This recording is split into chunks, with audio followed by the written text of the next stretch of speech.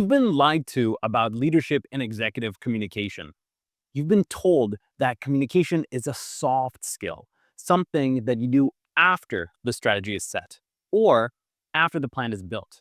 But in the real world, inside boardrooms, startups, and crisis war rooms, communication is the strategy. It's the difference between organizations that move fast together and those that quietly fall apart.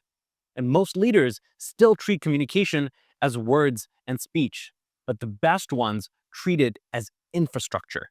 And from my experience, most leaders don't fail from bad ideas, they fail from misalignment. They think that they've been clear, but their message changes meaning three layers down the organization as it travels down.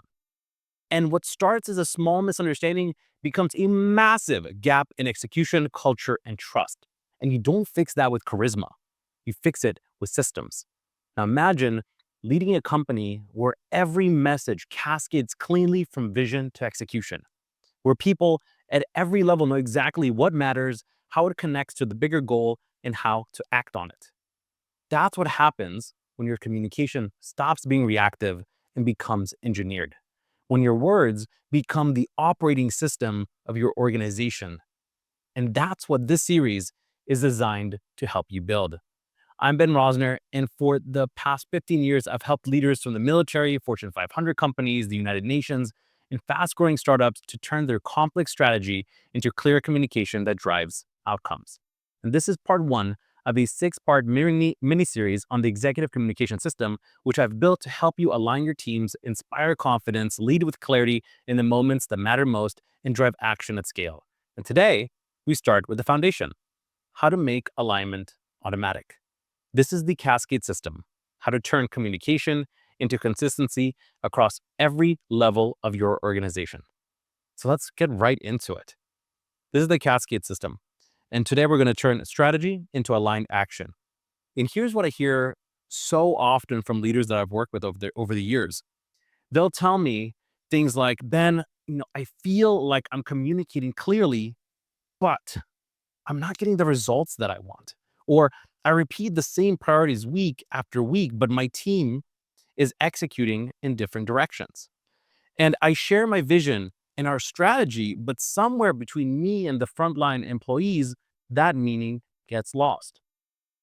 So let's delve into how we get rid of these issues, understand where it begins, all this misalignment, and how we can fix it together. So this all begins with an understanding of why this happens in the first place. So ultimately, in organizations, as information flows down, if we're not careful, we can get what's called communication breakdown. Now, this happens at every level for different reasons. If we start with leadership, the the way in which communication breakdown can occur is when intent, what leadership wants to happen, that is not defined. There, we can have a situation where the leadership needs to be able to talk about what is our vision, what is our mission, what is our purpose, why do we exist? And if that's not something that is clearly codified and every leader across the senior leadership team knows why that is and how to communicate it properly, you create the first level of communication breakdown. That's here at the top level. Then the second level, for managers, the big reason that you have a breakdown at that level is because they're not able to translate the the vision, the mission, all that good stuff into strategy, meaning how do we get from point A to point B? That inability to translate the strategy means that the team beneath them don't understand what actions that they need to take in what order in order for the company to achieve that mission and that vision that the leadership set out. And so you have the second layer of communication breakdown. And the last part when it comes to the teams is that they're unable to clearly define the actions and feedback that they took so that that information can travel back up. And so typically what happens in a lot of organizations that there's just a broadcast, meaning communication flows from the top level down, but there's no way for the communication to flow back up. And so managers and leaders end up feeling a little bit blind because they don't know what's actually taking place at that team level. And a lot of that is because they don't know how to define the actions they took, and they don't have a method by which they can provide feedback in a way that travels upwards. And here's what ends up happening.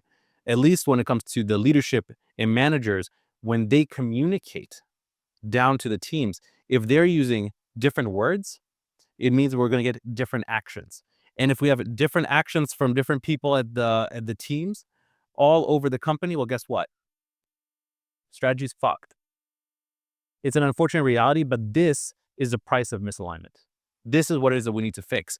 And there's something that I want to get across and be so clear about, which is that the problem isn't that your people aren't listening. They absolutely are. In fact, people want a purpose. They want to understand, what are we doing? Why are we doing it? What is my role in making this a reality?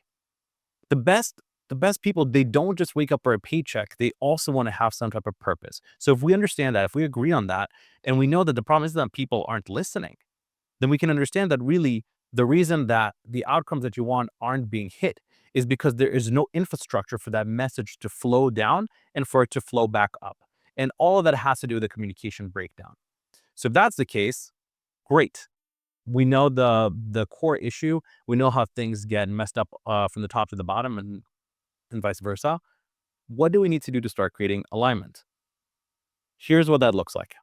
To be able to turn strategy into aligned action, we need three things. The very first thing is narrative. Now, I'm not going to go too deep into narrative. That's going to be a completely different video. But think of narrative really as the vehicle by which you communicate your vision, your purpose, and ultimately the why. Why we're doing this in the first place. And we need to have that narrative in every organization to be able to succeed. That's part one. Second part is cadence. Now, another way to think of cadence is the rhythm of the communication. So how often you communicate and also what channels you use to convey that information, to convey that communication. That makes up our cadence. The third part and the last are assets. What are the documents? What are what I call the tools of clarity that we can provide to ensure that there is consistency in the messages, in the communication that flows top to bottom? The assets that we have, the different documents that create, those are the ones that hold all of that information. And together, narrative, cadence, and assets, they together are what allow us to achieve clarity and alignment. This is how we get there. So if this is the roadmap, what does each part look like? Let's delve into that. First, before we touch any of this stuff, we need to understand, what is everybody's role? Who owns clarity at each level? And so there's different things that each level of the organization has to communicate because of their role, because of what is it they do, so that there's, first of all, no confusion. There are clear lines of division of work, and certain messages have to come from certain levels of the organizations. For example, from the very top, the CEO and the senior leadership team, they have to own the narrative. There's nobody else in the organization that should be deciding, what is our why? Why do we exist? Who do we serve?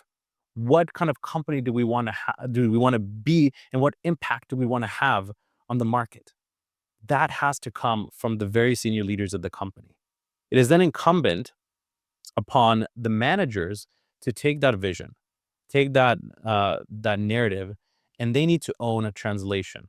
And so that means, how do we create strategy out of this?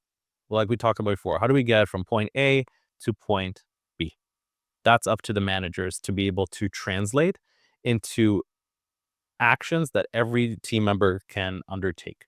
And they need to be able to take that strategy and use it in language every single week that makes sense, that resonates, and again, is consistent across all the different departments.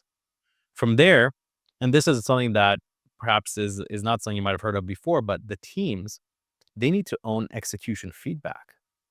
This is the level where people execute.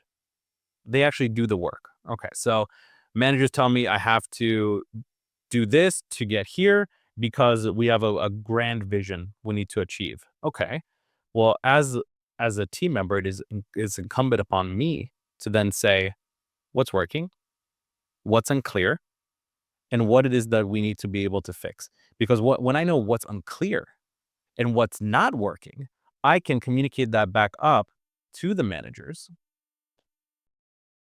and give them a better picture of what it is that's going on. And then they can use that to fix the next week's priorities and fix the strategy as we go along. But at every level, every single stage here, different people have to communicate different things.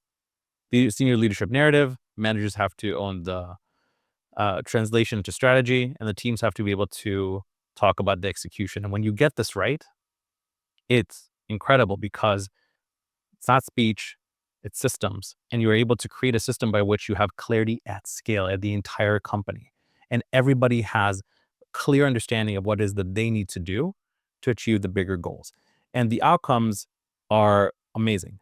First of all, strategy gets reinforced in every single conversation because there is a clear understanding of the direction we're going, from the why we exist to what work we need to do to providing feedback and clarification about what's working, what's not. And it's always in service of, okay, I understand the strategy, I understand what it is that we're trying to achieve. I understand my role in getting there. And here's how I communicate clearly about what is working and what is not. Then your teams execute with confidence and context. Because again, everyone wants to understand why they do what they do. How does my role ladder up to us becoming the best healthcare insurance company in all of the United States? Oh, I understand that by tweaking the small feature and by me working through the night to make it happen, I can help us achieve the strategy of having a great customer success feature so that we can become the go-to, the first choice healthcare insurance partner. That's I now understand my purpose. I understand the context in which I work, and now I can do so confidently. And then lastly, feedback is what ends up flowing upwards, not frustrations. So instead of having a situation where the employees are constantly frustrated, they're constantly talking about the frustration they have of things not working and what's not going well for them, they can instead flow back with feedback, which is actually helpful because they understand their role, they understand what they need to do, and they have a place and time by which they can communicate what's taking place. And then lastly, clarity just becomes self-sustaining. This is a virtuous cycle that once you start this, just perpetuates itself. But this is what's required at every level. Next, we need to understand what are the cadences. So again, what is the rhythm by which we need to communicate? And so there are a few levels here. We're going to talk about the leadership level, manager, team, what actions they need to take, the focus area for each one of these cadences, and then the outcomes that are provided if you follow them properly. So let's start with leadership. Leadership needs to own monthly all hands. That is the action that needs to take place. And the focus of these all hands need to talk about the long-term vision. Again, looking back at what is our why? Why do we exist? What is the direction in which we are heading? How does everybody here, what are the expectations and role? What are people needing to do for us to achieve this long-term vision to become the best healthcare company, health insurance company in all of the United States? But to get there, we need to have a quarterly focus. Here's what we need to do over the next 3 months in order to become that kind of company. Now it's going to be built quarter after quarter after quarter, but of all the things that we can do, here are the priorities that we have. That is what strategy really is. It's how do you prioritize time, effort, and resources against unlimited options. And then what does marketing have to do? What does sales have to do? What does customer success have to do to make all that happen? And when you do that the right way, you're able to create North Star messages that provide purpose for the entire company. And again, that is something that is required for everybody because if people don't feel like they have a purpose, they're not going to stick around very long. And after that, you get strategic clarity, which is that every manager and every team member knows why priorities exist, because priorities are how you decide what you do in every quarter. And you might have a situation people are questioning, well, why are we focusing on this and not on that? This quarterly focused messaging, this opportunity to speak in an all hands and the leadership level is what helps set that expectation. And so you have those outcomes that follow. Then at the manager level, after we have these monthly all hands, there's a lot of different ways to do the following, but here's just one example. It's to do a Monday clarity call. So you can call it whatever you want, but ultimately it's a meeting that takes place at the start of the week that you can level set and set direction for everything that's going to take place. And in those meetings, it's important that managers focus on the following. It's to translate strategy into language that others can follow. And so part of what they need to bring up in these meetings is to ask, what is our top priority of the week? how can I communicate that to those below me? How can I use language to connect it to our strategy, to our ultimate vision? Meaning, we're going to work on this feature because it's going to allow us to become the best customer success focused healthcare insurance company in America. And that's going to allow us to achieve the vision of being the number one. Then, talking with the whole team is to figure out what is the one obstacle that we're solving together. What is the one big unblock that I, as a manager, can help make go away? Because that's really what managers are there to do. And then lastly, what is one message that needs to echo up? So this is something that's really interesting as well, which is that there shouldn't be a situation where, again, it's only information that's flowing downwards. This is not what we want happening. We want a situation where information flows both ways. So managers are asking their teams, what is it that you need me to also communicate to leadership that's not working very well? What is it that I need to literally echo up as well? So that's stuff that needs to be discussed in those meetings. And when you do that right, the outcomes are the following. First, you can have a single consistent story that everybody can repeat. Meaning, if I can repeat it and I understand what it is, I know exactly what I need to do and I feel a lot more fulfilled. I understand the purpose of my work. So you can say, look, we're focused on creating this new chat feature because we need to become the best customer focused healthcare company in America. And that matters for us to achieve our ultimate goal of becoming the number one healthcare insurance company in the United States. Every single part is well understood, it's well communicated, and now the people who have to execute understand why they need to do that. It also provides you clarity around the focus itself and consistency within your meetings week after week after week within that quarter. And lastly, it helps surface misalignment. And that's really, really important to do so early on because that's when you can fix it. That's why you need to be able to echo that upwards in case there are issues. Then we have the last part. These are the team level uh, the team level piece of work that needs to happen. You can call them, I call them Friday decision reviews, where while in the beginning of the week the managers spoke from the top down, here it's where the team speaks from the bottom up. This is where the team has an opportunity to communicate what decisions they made that week. Why did they make those decisions, and what were the trade-offs between one or the other? Again, to achieve that goal, let's say to build the feature for a chat or some type of customer success portal, they had to have made some trade-offs, some decisions to make that happen. And then most importantly, of all the communication pieces is what did we learn? What was it that the team learned? And how should that change the priorities for the following week? Because if we're in a situation where we do the same thing over and over again, or we're not improving week over week, we're going to be stuck. We're not going to be able to make the progress that we need. We're not going to be able to achieve the outcomes that we want. And so the ability and the opportunity for the team members to talk about, hey, I know we want to build a feature. Here's what we learned.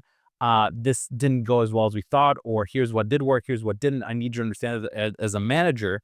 It allows the manager at the end of the week to really take a larger view of everything that's happened and then use those learnings for the following week, for the following Monday meeting to then say, okay, here are the new priorities. Here's what we need to do now. Here's how we connect it to strategy. And by having this virtuous circle of communication, both up and down, we can move much faster towards our goals. And we're never going to be in a situation where we're stuck. There's never going to be a situation where there's an information vacuum where we don't know what's happening. And so we're just spinning our wheels. This forces a cadence by which you can become much more aware of everything that's happening in the organization. And especially because as the organization becomes bigger and has more employees, the distance between the senior leadership and the frontline employees grows. And we don't want to have this massive gap of information. And so the stronger these cadences at every level, the stronger the understanding of everybody's role at every level, the more that we can help narrow that gap. And so that there's less of a vacuum of information and more of a clear of an understanding of what's happening at every stage. That's what we can do here. And the outcomes for that, here's what I love the most. First is that there's shared ownership of learning. Again, this isn't just a broadcast of, I'm just telling you what you need to do. You just need to execute it and you're just a cog in the wheel. This helps take that feeling away. especially the larger that the organization gets. That's why people move. It's why they feel unfulfilled. They feel like they don't have a purpose. They feel like they don't actually understand how what I do on the small level actually helps us become the whatever best company, whatever that vision is. This shared learning, this ownership is what gives people that sense of purpose. And they really understand finally how their work connects to that larger strategy. And lastly, like we talked about, it creates those tight feedback loops again and again. We set the priorities, we understand what happened, we fix it for the next week and the next week and the next week, and we can move so much faster towards our goal that way. So now that we know the roles, we understand how the cadence needs to look like from a communication point of view. Now come the assets. And these are the tools of clarity. These are how we create the consistency in messaging. It's how we create consistency in the meaning, and we ensure that we minimize the communication breakdown at every single level. So here's what that looks like. The very first thing is to be able to create a one-page narrative. Now, the senior leadership sets the narrative. It sets the why we exist, where are we going, what's our why, what's our purpose. All of that is critical. But the thing is, even between 3, 5, 10 different people on the senior leadership team, if that's not codified, if that's not written down in a way that everyone can understand and follow, what ends up happening is that everybody sprinkles their own 25% difference. So they might say 75% of the correct narrative, but then that little change, as it flows down, creates a much bigger gap. And so by being able to write down on a piece of paper and have everyone speak in the same language about what is the vision, what is the what are the priorities and what are the roles for everybody at the company, we have all those three things in place. Now we can have a strong narrative that will guide the entire company because it all starts there. From there, we want to be able to create a messaging document. And that is not only for leadership, but as importantly for the managers across the company. Because again, now we have managers for customer success and sales and marketing and so on and so forth. And they need to have a one slide summary of what we're seeing this month. What are the priorities? What is the strategy? How do we get there? And also to be able to provide proof points and stories. So, for example, the reason that we're creating this feature to have a better chat interface with our customers is because, Sandy, who tried to buy healthcare, wasn't able to do so over the weekend. And because of that, she didn't have insurance. She hurt her leg and she had to pay out of pocket. And now she's in a terrible financial situation. And so we want to be different than all these other companies that don't care about their customers as much. We don't want to have another Sandy situation. And so here is the reason we're doing uh, this sprint and building this feature. That's why we need to have a messaging document. And that needs to be something that's communicated clearly and consistently across the entire organization. That's what we create messaging documents for, and we share that. Then, because the thing is, people aren't robots. We don't just automatically accept everything. We want to be able to create an FAQ document. And that means frequently asked questions. Now, people are going to have questions and they're going to question why it is that they're doing what they're doing. So, why are we focused on this feature and not that feature? Why are we focused on customer success and on marketing? Why are we not holding sales accountable to closing the leads that marketing brings in? I mean, it could be any type of question, but for the most part, you can figure out the top 10 to 15 most common questions. And then from there, answer those. And that is ammunition for the managers to be able to address all of these concerns. Hey, again, for us to be the best healthcare insurance company in all the United States, the biggest differentiator we can have is ultimately to be able to provide the best customer service. And that's going to require a chat feature, and nobody else has that. And that's why if we can get that right now, is going to set us apart more than almost anything else that we can do. And so that's what we need to focus on this work. That's an example of making sure that you get the same answer to the kinds of questions that rise up across the entire organization. Because the last thing you want is for there to be a situation where one manager says one thing and another manager says another. And that just creates gaps, that creates misalignment, and that's not the direction we want to head in. And lastly, we've got the signal map. Now, this is really just how the messages flow through the organization and then what channels we use to reinforce them. So we know that we want to say, uh, what the strategy is, but the question is that better to be communicated at a town hall? Uh, and just that, is it better to send afterwards by email? Is something that should be communicated through Slack? We need to figure out what are the channels by which we're going to communicate all of these things. When you have all of this written down in a plan, we now have the tools for clarity. We have the assets that are required. And this, once you've done that, now you're able to really affect change. And this isn't just an academic exercise. This is stuff that I've done myself and I've put into practice. And I want to give you an example of establishing culture at a Series B startup, where I used and put this into practice. So one of the startups that I was advising was a Series B startup in the United States, focused on SaaS and tech. Their big change, the transformation that they were going through, is that they were going to grow from 40 employees all the way to 80 employees in a very, very short period of time. And the CEO was phenomenal in understanding, hey, uh, right now and the size that we're at, we have a pretty decent culture. But I'm worried, especially as a remote company, what's going to happen when we double in size? How can we make sure that what we've built lasts over the long term? And for the purposes of this, I'm defining culture as behaviors that you allow and reward at scale. And so, how can we make sure that those behaviors don't disappear, don't transform into something terrible, but actually grow with the company as it scales the number of employees, the revenue it gets, all that good stuff? And so, from the very beginning, it necessitated defining the purpose. Why are we doing this? How can we communicate this to others? What is the why behind why we're doing this? What are the actual values? What is it that we want to have as a value, as a principle of this company that now needs to be part of the DNA?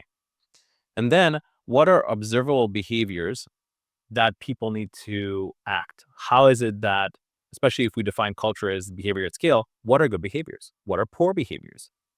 How can we connect that so people understand, okay, this is the value.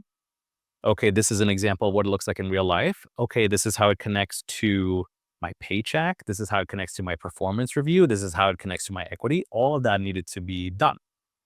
From there, we then needed to operationalize behavior. So, what is the norm of this company? What is not the norm? How do we make decisions? And what are manager expectations of everybody? After that, it required creating a communication system. So, everything we just discussed before, one pager narrative, messaging document, frequently asked questions, uh, and obviously creating the rollout itself. So what does this look like over the 30 days that this needs to be communicated to the whole firm? And I don't know if you've noticed, but this follows almost exactly everything that we just discussed. The first part, defining a purpose and values and behaviors, that's narrative. The second part, operationalizing behaviors, that's a cadence. And then the last two parts right here, creating comm system, the one pager, the messaging document, FAQs, those are assets. Those together are what allows you to create the alignment and clarity that we all want in companies that we work at. And here's what ended up happening. Because of this work, we ended up having shared operating language adopted across the entire company within 6 weeks. And that means from the time that this was announced to when this really became a proper norm across the firm, 6 weeks.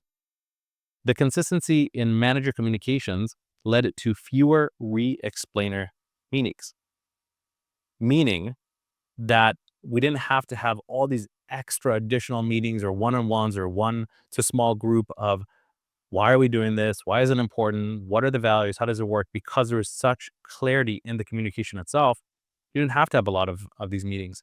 And lastly, and probably the most important, is that people were able to make faster decisions about what they did every single day. And it reduced the friction about how do we work, meaning culture and values are supposed to be able to set behavioral norms when you come into friction with reality. So, for example, when people say, we are people first. Okay.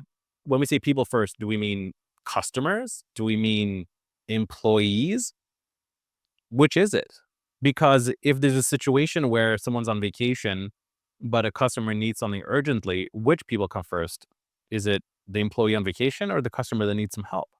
And so, all these values, when it comes to culture at companies, they're supposed to be guideposts. They're supposed to tell you how to behave in moments of friction, in moments of tension. And so, because these were communicated so well and so easily, people were just able to make fantastic decisions and make them quickly.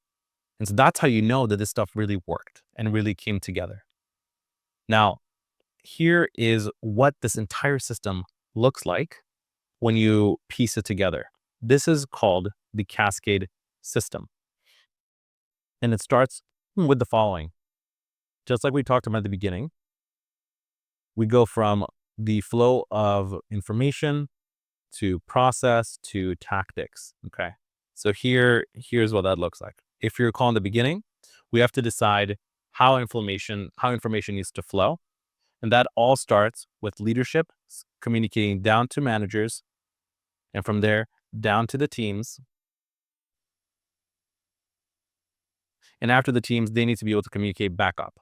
So responding to uh, any type of issue that arose, being able to let managers or even the larger leadership know of serious problems along the route to achieving the strategy, which might affect how they need to prioritize the next week. That is the flow of information that's critical. From there, the processes that need to be followed, we start with the cadences. So, top of the month, we start with the all hands. This is where the leadership sets the vision and the strategy. Why do we exist? Where are we going? What is our purpose? What do we need to focus on this quarter? What are the expectations and roles of everybody in this company? Then from there, top of the week, Monday or Tuesday, we're starting with having managers set the direction and the coordination. Here's what the strategy looks like when we take this big vision that leadership set. Here's what is expected of you. Here's how we get from point A to point B. This is what I need to have happen this particular week so that we can move quickly. Then at the bottom of the week, that is where you have the review of the decisions that were undertaken at the top of the week. You have the reflection and the feedback from the team to let you know, hey, this is what worked well. This is what didn't work well. And you go around and around in a circle, and you always figure out what is it that you need to, again, echo back up to the top so that leadership knows exactly what's working, what's not working, and what it is that we need to fix.